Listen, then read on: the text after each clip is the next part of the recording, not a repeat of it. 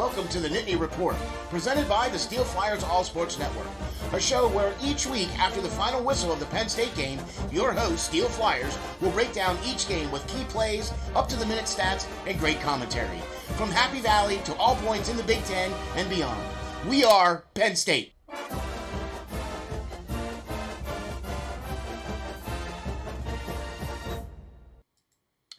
Welcome to the Nittany Report, and I'm your host, SteelFlyers. That's right, folks, we're here to talk about the great Penn State Nittany Lions and all the great fun and all the great wonderful things that we got to see them do over the weekend.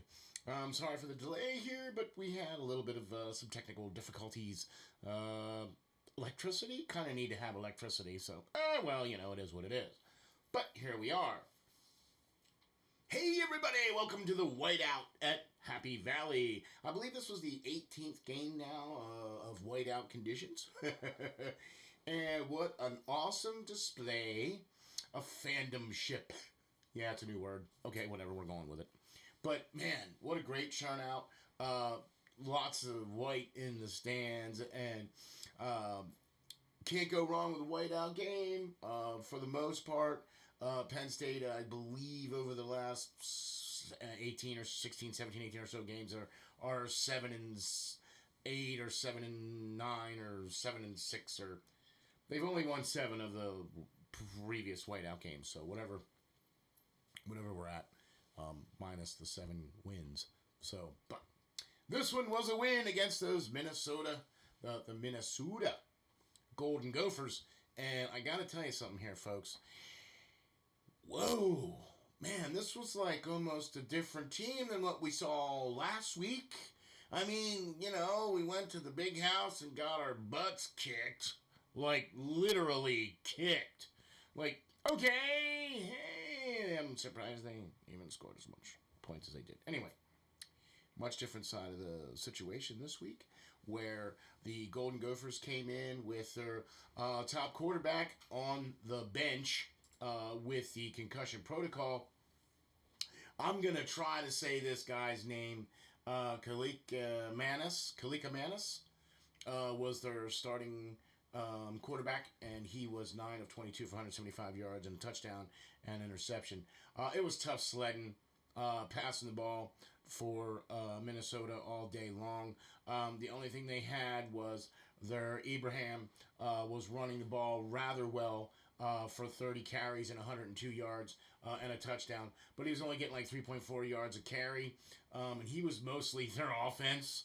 They had some other... the quarterback did run for 7 times for 45 yards as well, and they had a couple other things on there for running-wise, but for the most part, it was pretty much one-dimensional. I'd have to say that the Penn State defense came to play on Saturday night, and it was lovely.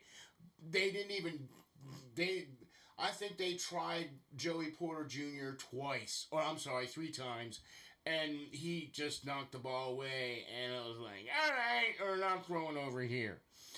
So, like I said, they pretty much made Minnesota one-dimensional, which then in turn allowed the Lions to pretty much open up their offense. And I got to tell you something, folks.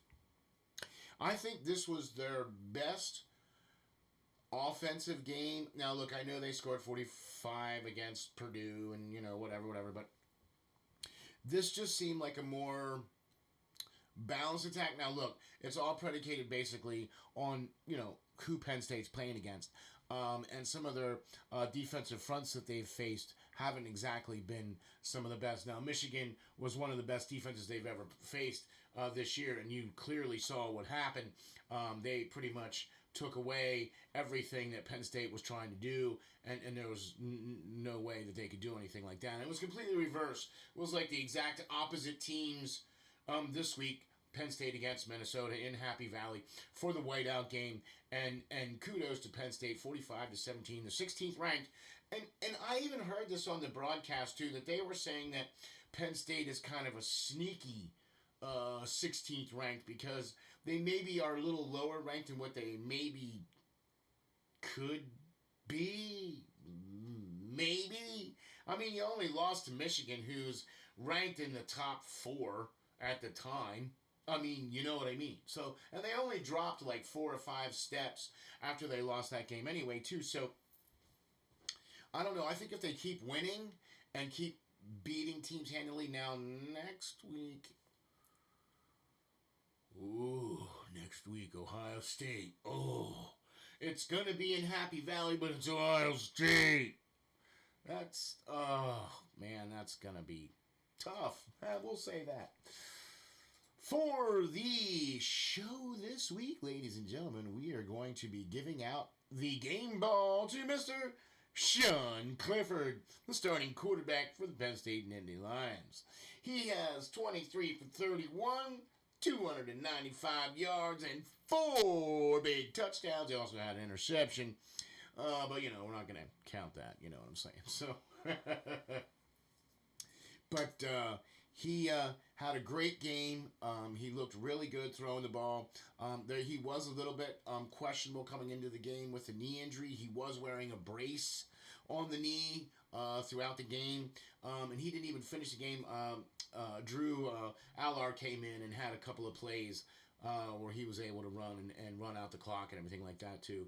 So good contributions from a Mr. Nick Singleton, 2 catches for 28 yards. And he also carried the ball 13 times for 79 yards and 2 scores. So, Nick Singleton coming out and Kayvon Allen. I like this 1-2 punch here that Penn State has at running back with Allen and Singleton because, man, Allen is just a straight, like, north-south, lower his head, and bowling ball through the line. And Singleton's got, you know, some shake and bake, right? And is able to bounce and have some speed.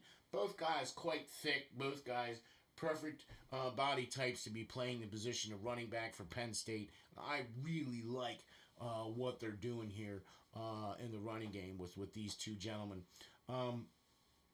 Passing, man, it was all over the place. It was like we could just run the ball whenever we wanted to. We could pass the ball whenever we wanted to. There was the path of least resistance is what we took, and we took what the defense was able to give us.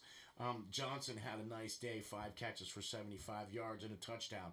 Parker Washington had 7 catches for 70 yards and a touchdown. Tinsley had 4 catches, 58 yards and a touchdown. And Tyler Warren also had a catch or 2 and a touchdown as well, too. And there was a couple other catches in there, too. Nick Singleton had a couple as well, too. Man, you got to give it up for Curtis Joseph in the defense. Tackles for loss, 7. You also got to give it up for ARE Brown, if I'm saying that wrong, I'm sorry. But he had a sack on the day. So the defense played really, really well. Kept Minnesota one-dimensional and pretty much dominated the entire game. I was quite surprised to see Minnesota score as many points as they did there. That last drive there at before the end of half basically gave them a little spark there, and they were able to have some success as well. So the game ball goes to Mr. Sean Clifford. Congratulations on your game ball so far. And we're looking forward to next week. But I'll tell you what, folks, it's going to be a tough road to hoe just because it's Ohio State. You know what I mean? And Ohio State and Penn State, I mean, those are always like really tough matches and things like that. But it just is going to seem a little tougher this week coming up. Ohio State, much higher ranked. So we're going to see. This is going to be an interesting litmus test because if Penn State doesn't show up for this game like they didn't show up for against the Michigan game, okay, and then if we win out, meaning that if we win all the rest of our games except those 2 games, I mean, we only really need to win one more game and they're bowl eligible. Right, you get to 7 wins and you're bowl eligible, at least in the Big Ten. So I would like to see Penn State at least potentially being there at the end. It's going to be between Penn State, Michigan, and Ohio State. That's how it's just going to roll. So we'll see how that works out. But I'll tell you what, I'm liking what I'm seeing here out of the Nittany Lions, and I'm liking to seeing how they're rolling. So be sure to check us out at the Nittany Report. You can find us at SteelFlyers.com. You can find us on YouTube channel. We're all over the place. Please hit the like and subscribe. Thank you very much for checking us out. I'm SteelFlyers, your host. You can find me on Twitter at SteelFlyers52. Just remember, we are Penn State, and we'll see you on the next one for next week. Thanks, guys.